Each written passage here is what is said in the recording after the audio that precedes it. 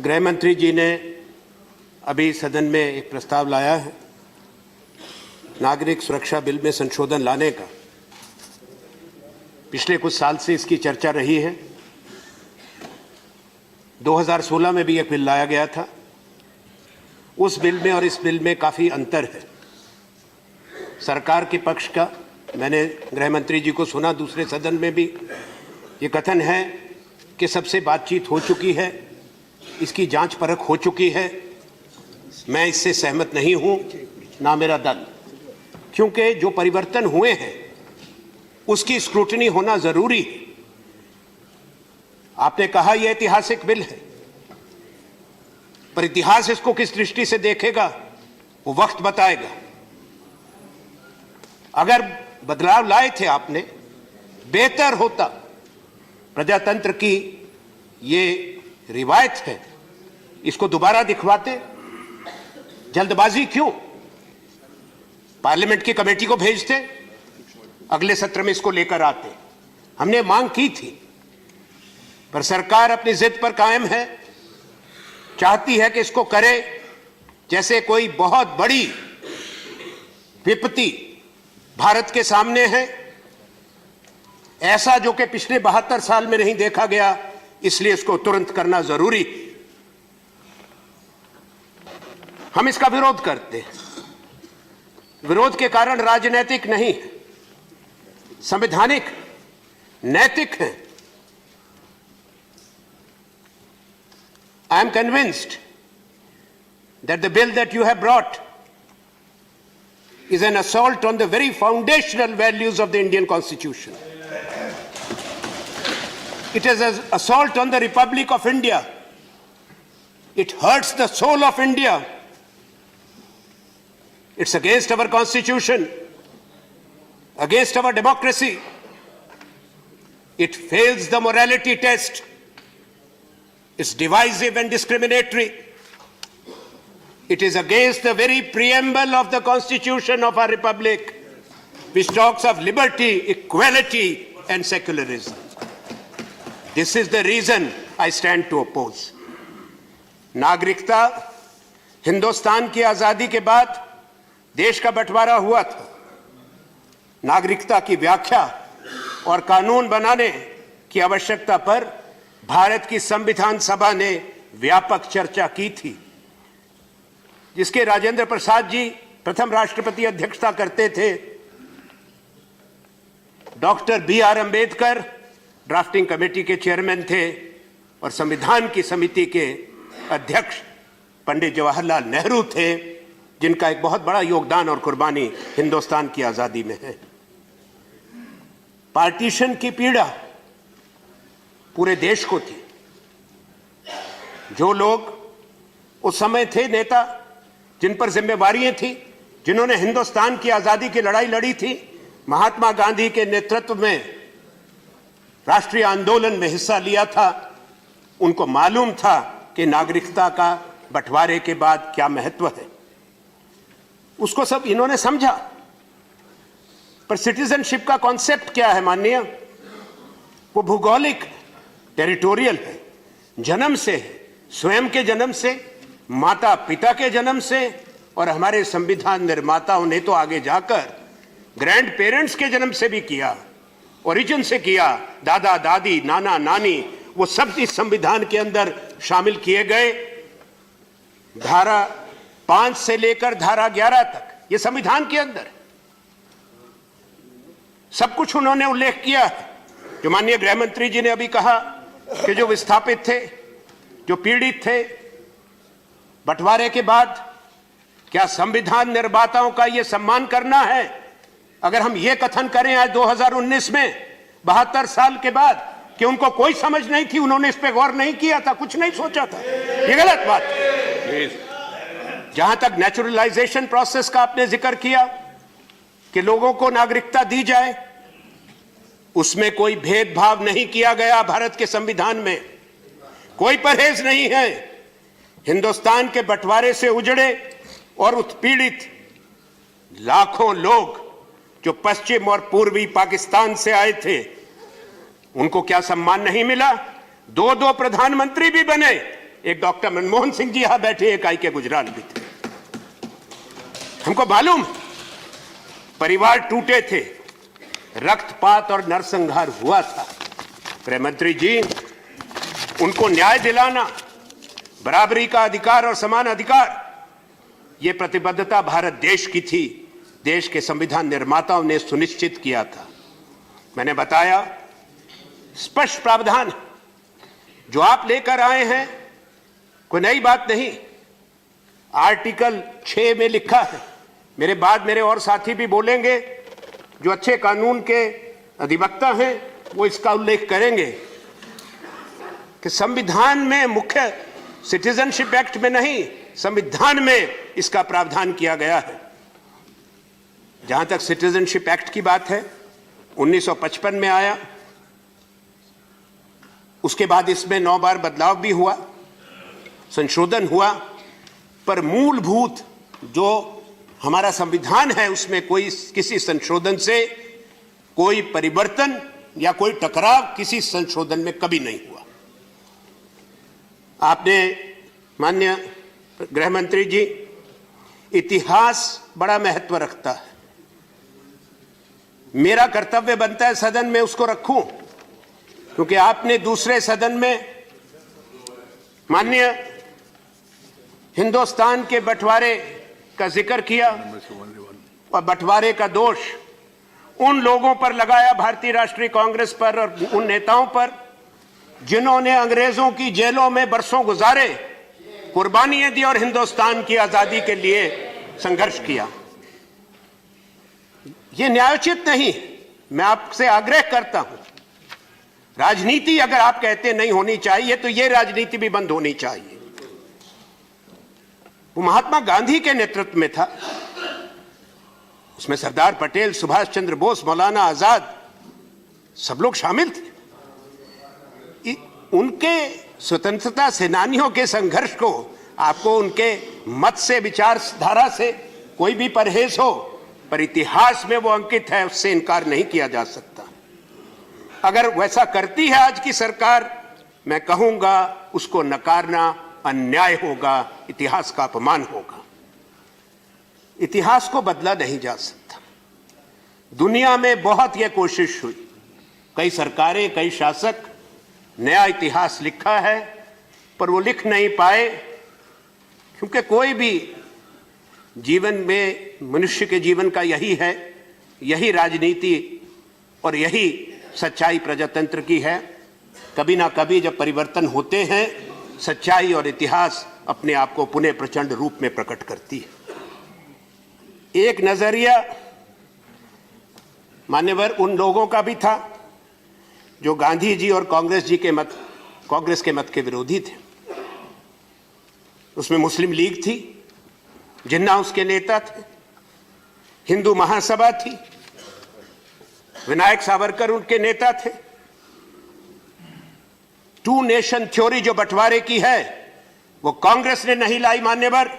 1937 में अहमदाबाद में हिंदू महासभा ने प्रस्ताव पारित किया था, उसकी अध्यक्षता सावरकर जी ने की थी। 1938 में, एक साल के बाद, मुस्लिम लीग का अधिवेशन हुआ, उसमें partition of India resolution adopt किया गया और इसमें जी फजलुल हक ने मूव किया, जो बाद में इनके साथी भी बने, बंगाल में जो मुख्यमंत्री बने और पाकिस्तान के प्रधानमंत्री बने जाकर। उसके बाद अंग्रेजों की भूमिका की आप क्यों नहीं माननीय चर्चा करते? लड़ाई तो अंग्रेजी हुकूमत के खिलाफ थी। What was the role of the British? They gave veto power to the Muslim League and Jinnah after 1938. 1948 और 1943 के घटनाक्रम को भूल नहीं सकता हिंदुस्तान और इतिहास। द्वितीय विश्व युद्ध शुरू हो गया था, कांग्रेस ने विरोध किया था, गांधी ने भारत छोड़ो का नारा दिया था, कांग्रेस का नेतृत्व कैद कर लिया गया था, कोई नेता बाहर नहीं था 3 साल तक। सारी कांग्रेस को बैन कर दिया गया था, इलीगल ऑर्गेनाइजेशन कह दिया था, हजारों लोग जेलों के अंदर बंद थे। सूबों में कांग्रेस की सरकारें डिसमिस कर दी गई थी, इस्तीफे हो गए थे, तो यही दो संगठन आगे आए, वाइस रॉय लिनलिथगो को एक के बाद एक चिट्ठी देके, चाहे वो हिंदू महासभा थी, चाहे वो मुस्लिम लीग थी, जिन्होंने कहा we will help in the formation of governments in the provinces loyal to her majesty's government. क्या वो बंगाल में सरकार नहीं बनी? क्या वो सरकार आज के पंजाब में नहीं बनी?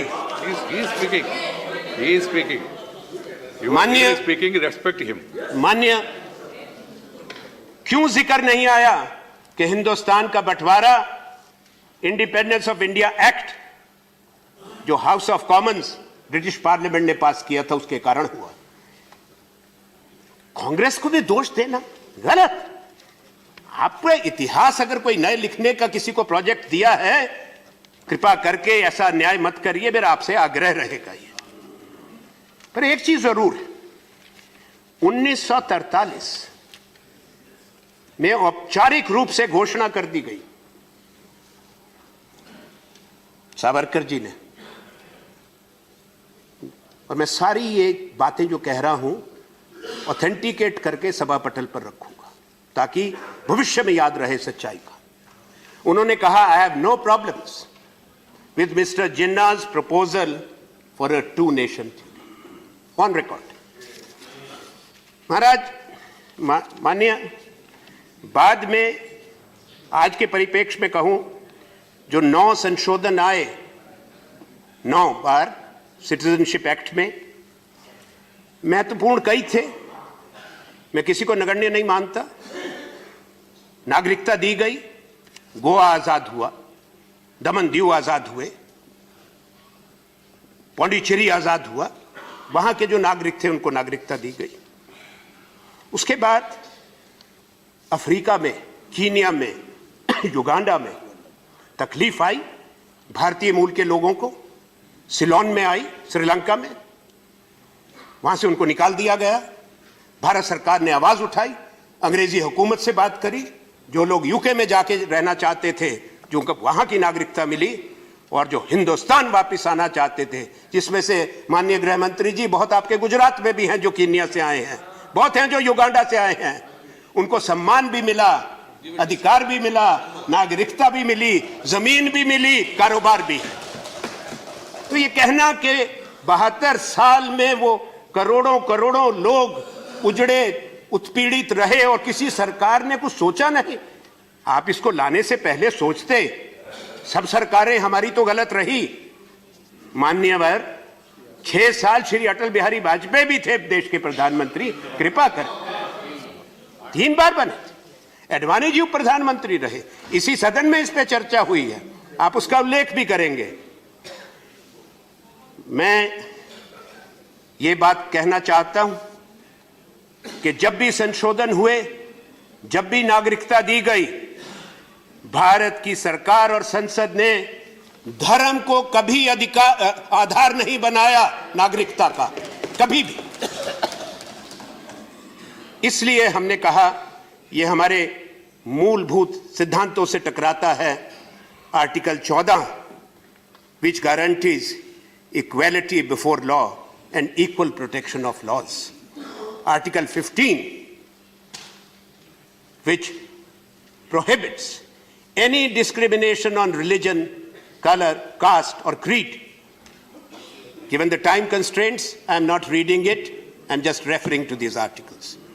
Therefore, this bill of yours fails the constitutionality test.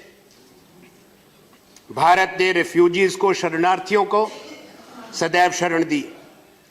दुनिया के उत्पीड़ित लोग जो हिंसा के शिकार थे, जिनका तिरस्कार हुआ, अपमान हुआ, भारत ने सदियों से उनको शरण दी, चाहे वो यहूदी थे, पारसी थे, ईसाई थे। तो मैं कहूं मान्यवर, आवश्यक समझता हूं एक तारीख का जिक्र करना, 11 सितंबर का 9/11 दुनिया में आज कही जाती है उसको अमेरिका पे जो हमला हुआ था उससे याद करके। पर पिछले 126 बरस में 4 घटनाएं हुई हैं। 9 सितंबर को 9/11, एक तो अमेरिका का हमला हुआ, मैंने बताया। एक 1973 में हुई थी, यह भी दुखद थी, जब चिली में सेल्वेडर एलेंडे को मार दिया गया था। 10,000 लोग कत्ल कर दिए गए थे मिलिट्री कू में। तीसरा जो अच्छा था, महात्मा गांधी का सत्याग्रह, वो भी 9 सितंबर 1906 को जोहानिसबर्ग साउथ अफ्रीका से शुरू हुआ था, जिससे हिंदुस्तान बाद में आजाद हुआ। पर जिस 9 सितंबर का मैं जिक्र कर रहा हूं वो है 9/11 1893, स्वामी विवेकानंदा। आप स्वामी विवेकानंदा जी को मानते हैं, हम सब मानते हैं। पूरे देश को उन पर गर्व है जो उन्होंने कहा। हम हृदय से उनका सम्मान करते हैं। अधिकांश भारत के लोग, चाहे वो हिंदू हैं या किसी भी धर्म के हैं, स्वामी विवेकानंद को दुनिया मानती है। शिकागो जाएं, वहां के सिटी हॉल की हर सीढ़ी पर एक एक पंक्ति उनके उस भाषण की लिखी है जो वर्ल्ड रिलीजन कॉन्फ्रेंस में उन्होंने दिया था। और क्या लिखा था? I am proud to belong to a nation which has sheltered the persecuted and the refugees of all religions and all nations of the earth.